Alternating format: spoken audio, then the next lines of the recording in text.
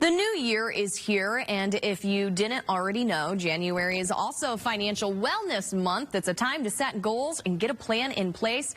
Dewey Steffen, CEO and Chief Investment Officer of Great Lakes Wealth, is joining us here now live with a few tips to get you started. Good morning. Ellie, good morning. Great to see you.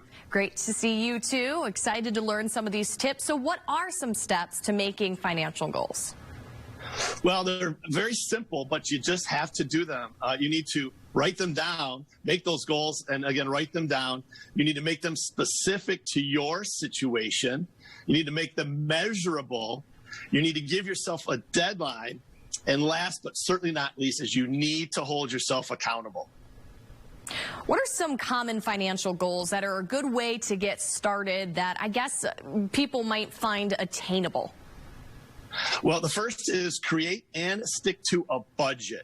And you can do that on a monthly basis and then times it by 3 for the quarter or times it by 12 for the year. But make a budget. That's number one.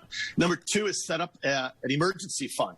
3 to 6 months of emergency expenses. We learned this through the pandemic that you need to have an emergency fund. Next is debt.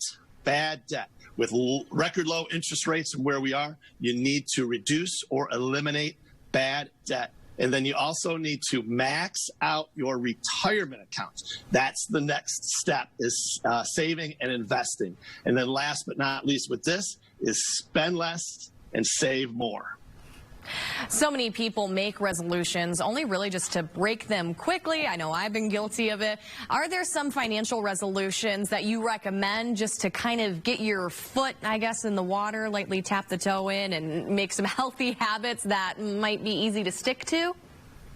Yeah, the first one for this year is very simple. Invest for success, your success. So the best resolution you can do is to go ahead and set up your retirement plan at work and your auto draft or your Roth or traditional IRA, set it up on auto draft. And so once it's set, it'll come out every pay or every period out of your bank, and it'll do it the entire year. Set it and forget it.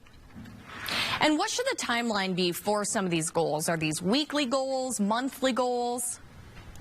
Again, they should be an annual goal, but you should break it down into a month, maybe a quarter. But if it's your retirement, you need to do that every paycheck. So whether you're paid weekly or every 2 weeks, that's a goal that has to happen every payday. If it's the other goals, paying down debt, again, how do you eat an elephant?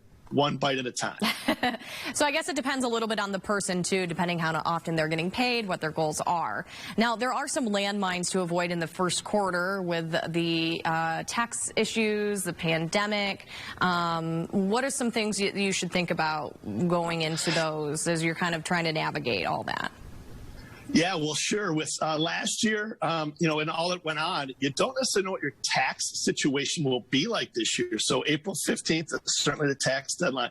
So avoid making any big purchases in Q1 before you're, maybe going to get a landmine of a tax bill or just something that comes up. So avoid making any big purchases in Q1, and that'll be a good start.